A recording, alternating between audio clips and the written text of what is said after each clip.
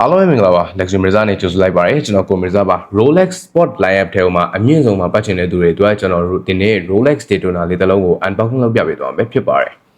ဒီ model လေးက highest grade quality ဖြစ်တာကြောင့်မလို့ကျွန်တော်တို့ဒီ2025မှာအသစ်ထွက်ရှိလာတဲ့ဒီ green box နဲ့လာရှိသွားမယ်ဖြစ်ပါတယ်ဒီဘူးကိုဖွင့်လိုက်မယ်ဆိုရင်ဘာတွေတွေ့ရမလဲဆိုတော့ဘူးထဲမှာပါတဲ့ပစ္စည်းတွေကတော့ကျွန်တော်တို့ဒီ Rolex ရဲ့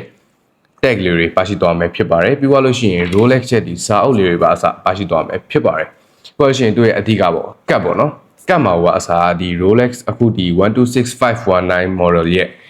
serial တွေ reference တွေနိုင်နဲ့တစ်ထပ်တည်းတူအောင်ထည့်ပေးထားတယ်ပြီးသွားလို့ရှိရင်ကျွန်တော်ဒီကတ်မှာ NFC လည်းပါရှိသွားမယ်ဖြစ်ပါတယ် NFC ကိုနှိပ်လိုက်တာနဲ့ဒီ model ရဲ့ပုံရောဈေးရောတစ်ထပ်တည်းကျလာမှာပဲဖြစ်ပါတယ်အခုကျွန်တော်နိုင်လေးကိုပြပေးသွားမယ်ဖြစ်ပါတယ်ဒီဟာလေးကတော့ Rolex Daytona 126519 LN ကိုမှ course လေးပဲဖြစ်ပါတယ်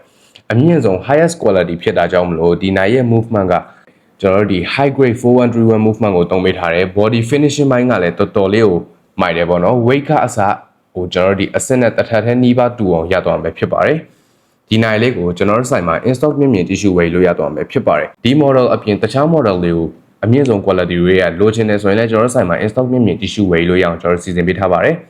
အကယ်လို့ကျွန်တော်တို့ဆိုင်မှာမရှိတဲ့ model ကိုမှာချင်တယ် pre-order တင်ချင်တယ်အမြင့်ဆုံး quality ပဲလိုချင်တယ်ဆိုရင်လည်းကျွန်တော်တို့ဆိုင်မှာ pre-order မှာပေးပါတယ်ကျွန်တော်တို့ဆိုင်လေးစာကတော့ရန်ကုန်ပပဲတဲ့မြို့နယ်ကုန်စည်လမ်းလမ်းအလဲဘလောက်အမှတ်953 Great Cairo ကွန်ဒို EF လေးလောမှာတရှိပါတယ်ဆိုင်ကိုလိုက်ရောက်ပြီးတော့စိတ်ချအလုံးကိုရွေးချယ်ဝယ်လို့လည်းရပါတယ်ဒီ video လေးကိုအဆုံးကြည့်ရတော့လည်းအားလုံးကိုကျေးဇူးတင်ပါတယ်